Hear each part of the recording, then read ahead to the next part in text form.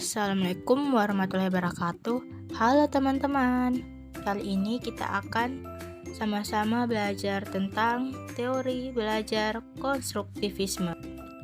Apa itu teori belajar konstruktivisme?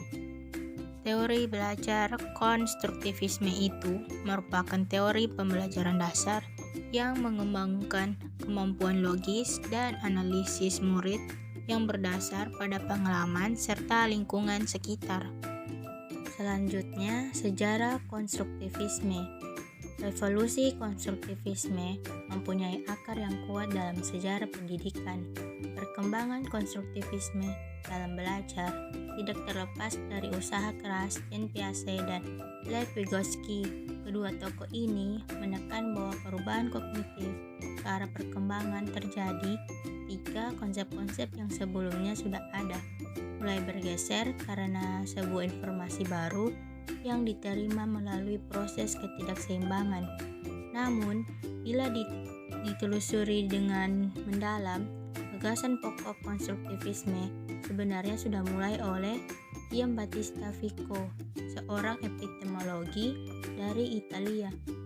Pada tahun 1710, Vico dalam De Antiquissima Italorum Sapientia mengungkapkan filsafatnya dengan berkata, Tuhan adalah pencipta alam semesta dan manusia adalah tuan dari ciptaan. Dia menjelaskan bahwa mengetahui berarti mengetahui bagaimana membuat sesuatu. Ini berarti bahwa seseorang itu baru mengetahui sesuatu jika ia dapat menjelaskan unsur-unsur apa yang membangun sesuatu itu. Bagi Vico, pengetahuan selalu menunjuk kepada struktur konsep yang dibentuk. Selanjutnya, tokoh-tokoh teori belajar konstruktivisme. Yang pertama, John Dewey. Menurut John Dewey ini, belajar bergantung pada pengalaman dan minat sendiri. Belajar harus bersifat aktif, langsung terlibat, berpusat pada siswa. SCL, Student Centered Learning, dalam konteks pengalaman sosial. Yang kedua, Jean Piaget. Menurut Piaget, pengetahuan yang diperoleh merupakan hasil dari konstruksi pengetahuan awal yang telah dimiliki dengan pengetahuan yang baru diperoleh. Ada kata-kata cantik dari Jean Piaget bahwa chasing means creating solution where structure can be discovered. Jadi, mengejar itu, kita menciptakan satu solusi di mana struktur itu ditemukan untuk menyelesaikan masalah. Yang ketiga, Lev Vygotsky. Di Lev Vygotsky, 2 poin penting disampaikan. Poin pertama, Zone of Proximal Development (ZPD) didefinisikan kemampuan pemecahan masalah di bawah bimbingan orang dewasa atau melalui kerjasama dengan teman sejawat yang lebih mampu.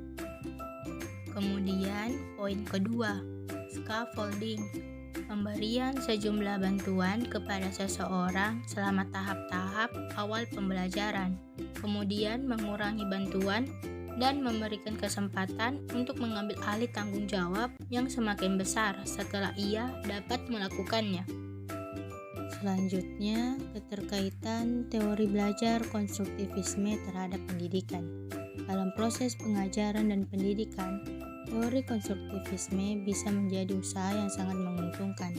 Dalam pendekatan singkat, konstruktivisme dapat diadopsi sebagai pengganti pembelajaran buku teks.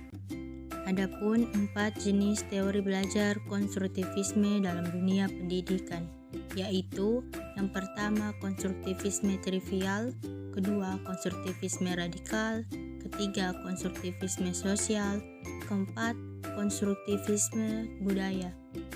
Selanjutnya, solusi dalam menerapkan teori belajar konstruktivisme.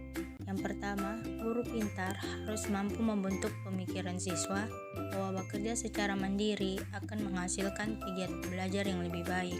Kedua, mengembangkan kegiatan inquiry di semua topik pembelajaran, di mana kegiatan pembelajaran yang menekankan pada proses berpikir secara kritis dan analitis untuk mencari dan menemukan sendiri jawaban dari suatu masalah yang dipermasalahkan.